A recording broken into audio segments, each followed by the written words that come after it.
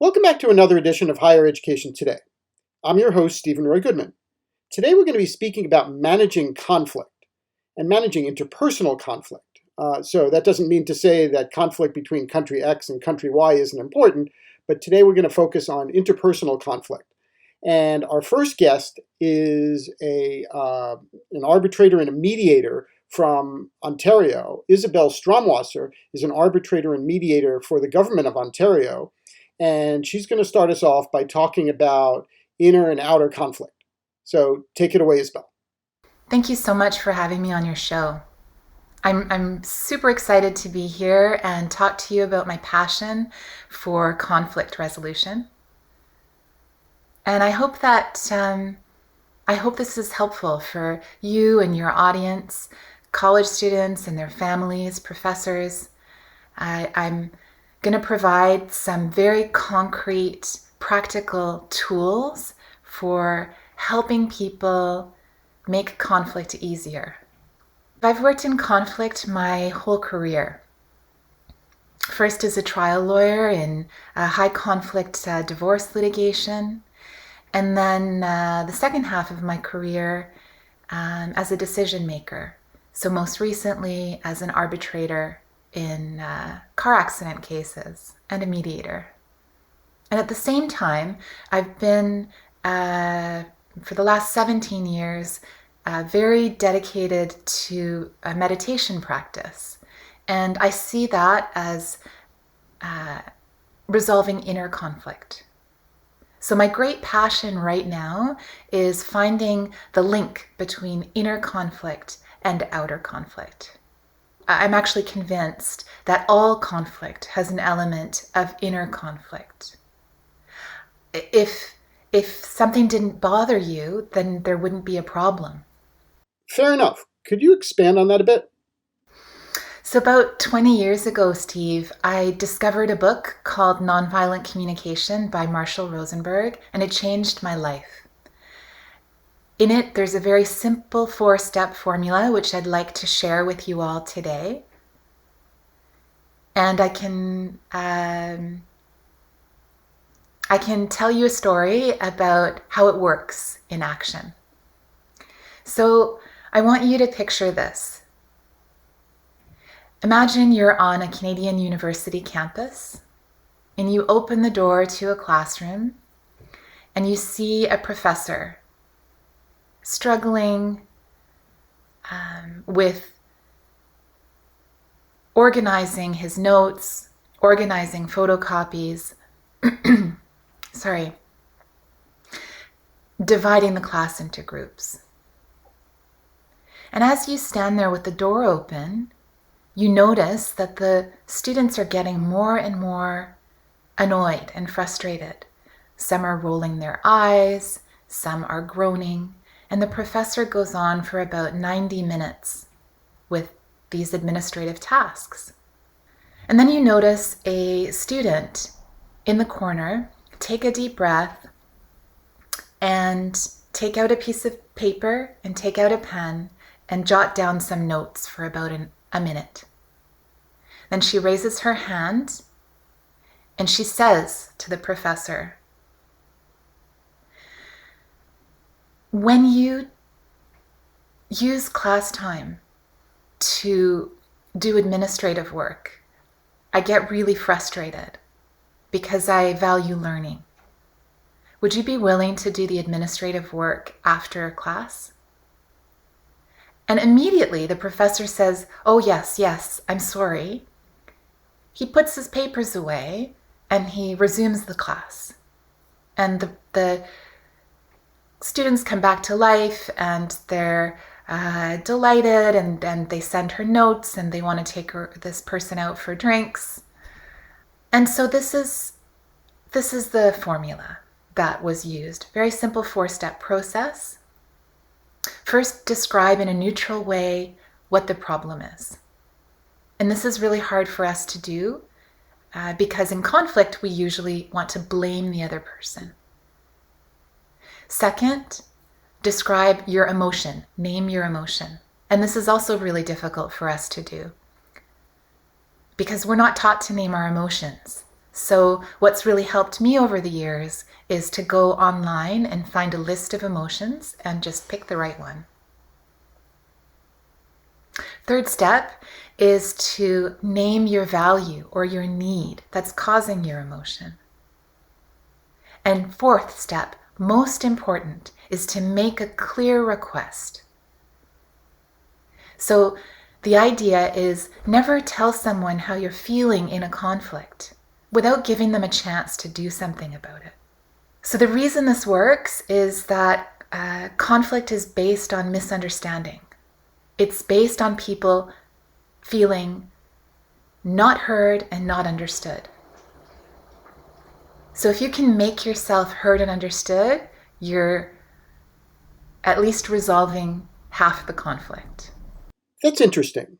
Before we started taping, you were telling me a story about a dad and a son. Would you be willing to share that a bit more? His son was a first-year college student. He was on the lacrosse team here in Canada. And halfway through the year, he had to have an emergency surgery and missed a lot of class because of that, and couldn't play lacrosse. And then after that, he had to take some really strong meds and was also missing class and couldn't play. So his buddies started teasing him, and they called him Old Man and Gramps. And at first he laughed, but as time went on, he got annoyed by it, and he just didn't want to spend time with his friends anymore. So he's getting increasingly isolated. So what I suggested to my client was to advise his son to take those 4 steps. So first, name the problem. Second, name the emotion. Third, name the value that's causing the emotion. And fourth, to make a clear request. So apparently the son said something like this. When you call me Old Man or Gramps, I get angry because I need respect. Would you not call me that anymore? And apparently it went well. The one guy in particular who was calling him that was really shocked that his teasing was having this effect, and it ended. So in that conflict, obviously one teammate was able to approach another teammate, and they had a pre-existing relationship, and they talked through it. And I think that was very helpful and very interesting. But what about the proverbial roommate situation where one roommate wants to get up early or does get up early, and the other roommate likes to stay up late? How do you suggest that roommates manage that? I can see the guy who has to wake up early getting earplugs and falling asleep with his earplugs in, and then waking up at 1:30 in the morning because he's hearing his buddy upstairs screaming and shouting at the video screen playing a video game. And I can totally picture him like jumping out of bed and banging on the ceiling and yelling for him to be quiet. What I suggest in that case would be to prepare a simple 4-step formula. The guy might say something like, hey, when you make noise late at night, I get really stressed out because I have to wake up early. Would you be willing to keep it down after midnight? Something I suggest, something else I suggest, comes out of a book called Beyond Reason. And that's 5 words that I suggest people write down just before any difficult conversation, any conflict. 5 words. The first 3 are easy. They start with A: appreciation, affiliation, autonomy. And the last 2, status and role. So in the case where there's conflict with a roommate, you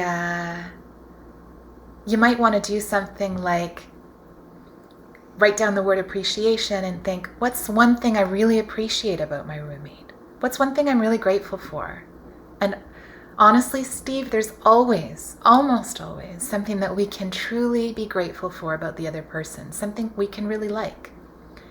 In this case, maybe your roommate has a great sense of humor, always makes you laugh. Affiliation, what's one thing you have in common with this guy? Maybe you both have a close friend from back home, mutual friend. Autonomy. Just make a note for yourself that he's going to do what he wants and you're going to do what you want. You can't control people. Status. Everyone's an expert at something. So make a note before you go into a conflict about what that person is an expert at. Maybe in this case, the guy is the funniest person you know. And role. We're all playing roles in conflict. What's one role that your roommate might want to play in this conflict? Maybe it would be being your best friend. Fair enough. What about boyfriend and girlfriend issues? Steve, yes, another very common conflict for college students is going to be with a romantic partner, with a boyfriend or girlfriend. And so, because these conflicts are typically emotional, I would suggest just remembering one simple thing. Just don't blame the other person. There's a great quote by Reese Witherspoon from the movie What Do You Know? She says something like, always check yourself out before blaming the other person, because then if it's your fault, you're lucky because you can correct the situation. Okay. What about parents who are displeased with something that their sons or daughters are doing or have done? So I can completely picture this. I can picture a parent seeing their daughter's report card after first year university and seeing a failed grade and just getting furious because they've saved money, worked hard, and paid for their daughter's education. So they don't know, are they going to cut them off or what? So I would suggest that a parent write down 4 steps. They could say something like, when I saw the F on your report card, I got furious because I work hard for my money. Would you be willing to get a summer job to pay me back for that course you failed? So yeah, Steve, all conflict involves inner conflict with one person needing to be heard and understood, and conflict inside the other person needing to be heard and understood. So once a parent says their piece clearly, then they can spend time just listening to their daughter, because their daughter is going to feel scared, defensive.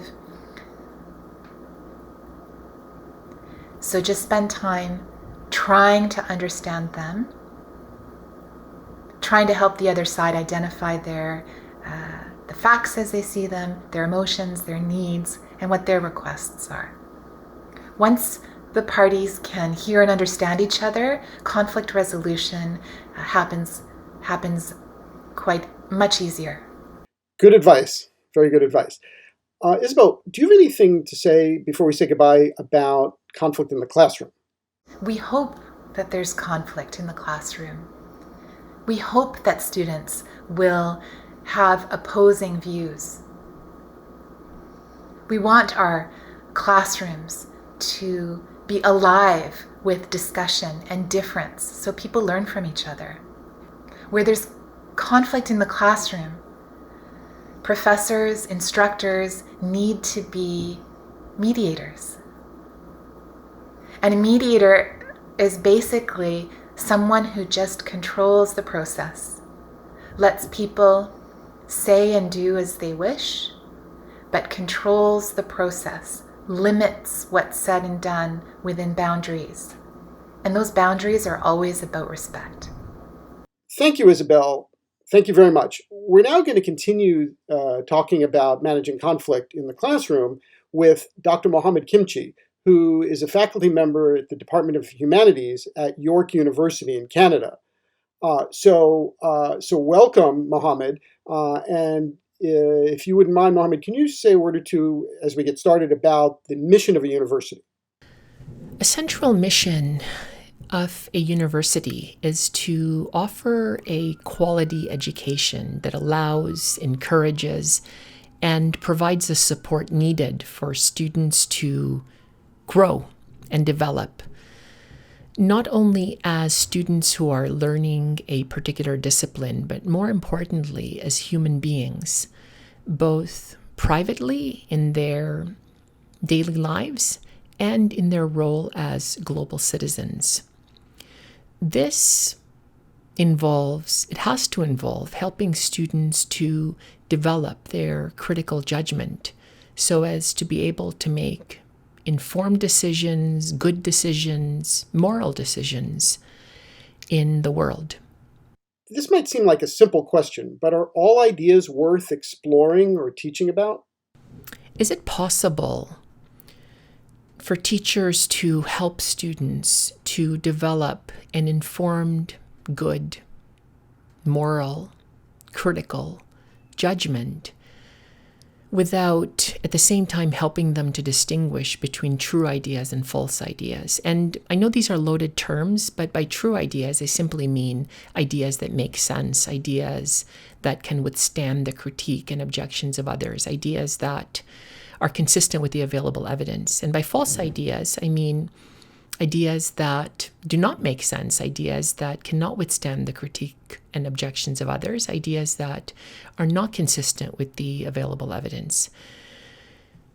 Is it possible to help students to develop an informed critical judgment in which they can distinguish between true and false ideas in an increasingly complex world where it's really hard to distinguish between them?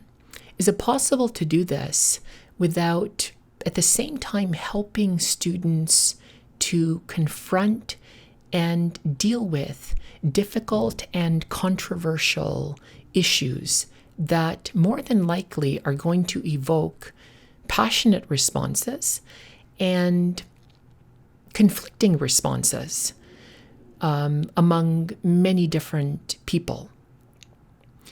Is it possible for a university to fulfill what I think is its most important mission in a context where it tries to avoid conflict? Or, on the contrary, is a passionate, vibrant, meaningful intellectual discourse where there is an open and a free exchange of ideas more than likely going to encourage conflicts and the expression of many controversial points of view? So, are you saying that we need to have conflict? By conflict, I don't, of course, mean yelling and screaming and creating purposeless frictions. I don't find those things very helpful. I mean by conflict a condition in which there is tension, stress, discomfort, struggle, contentiousness, maybe some discontent, and disagreement.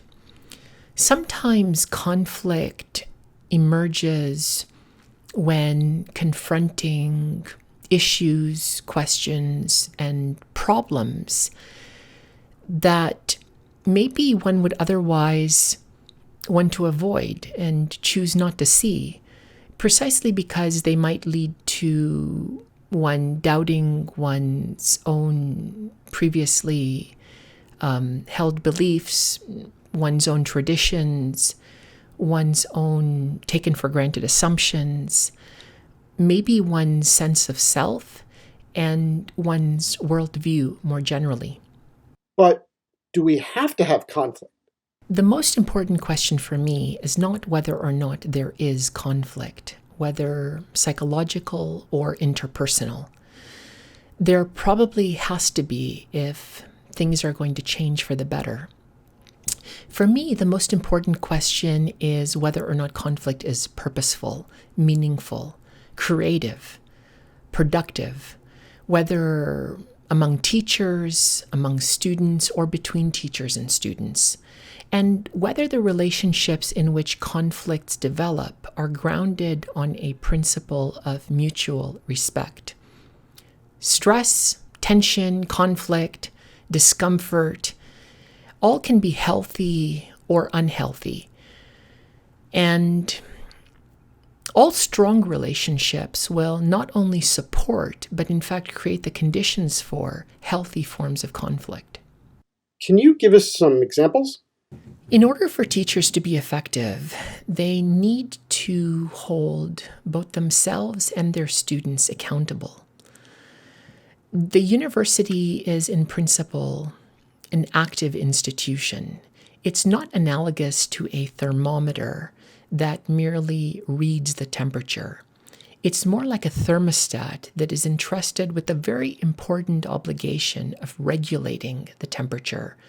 And the task of a teacher is not merely to read where a student is at and then set the bar slightly lower than that so as to avoid making anyone unhappy or ruffling any feathers. The task of a teacher is actually to set the bar higher than where students are at, and then help and support his or her students to reach and attain what is beyond their grasp. This has to involve helping them to overcome resistances, tensions, difficulties, and problems. What about controversial subjects in the classroom per se? If tension arises in a classroom because of the controversial nature of the subject matter, it arises, I think, because people think the subject matter is important to them and because there are questions, issues, and problems that are not resolvable in any obvious way. And I say this because conflicts tend not to arise where there is nothing at stake for anyone involved. It's not likely that students will be affected in any deep, meaningful, significant, personal, or lasting way when nothing is on the line. Mohamed, are you referring to important societal questions? The most important questions in our lives are important questions because they are important. There is something at stake for us, and because they take the form of a problem, there is real disagreement in how to address them. It's hard to get a group of 5, let alone a classroom of 25, to find common agreement in questions about religion, social policy, politics, or ethics. Questions that are existentially relevant for us and involve human problems can be addressed, I think, only through critical dialogue that enlarges the problem and one's understanding of the problem. So in your view, is a university an appropriate place to do this? The university is considered by many to be an ideal space, forum, where a community of serious teachers, scholars, and learners can think about difficult problems together, and where everyone is able to question and challenge themselves and one another, and where people understand the importance of being accountable to themselves and to one another. It seems to me that if we're to engage with one another on contentious issues, the real question becomes not how to mitigate conflict and tension, but in fact, how to foster and encourage a free and respectful exchange of ideas in an inclusive setting, one that strengthens our students' capacities and willingness to understand and overcome these very tensions. Thank you, Mohamed. That was very helpful. And thank you to you, our viewers, for joining us for another edition of Higher Education Today. If you would like to reach me at the show, please go ahead and send an email to highereducationtoday@topcolleges.com. And thank you for watching. We will continue to bring you quality discussions about important matters in today's college and university world. I'm Steven Roy Goodman, and you've been watching Higher Education Today.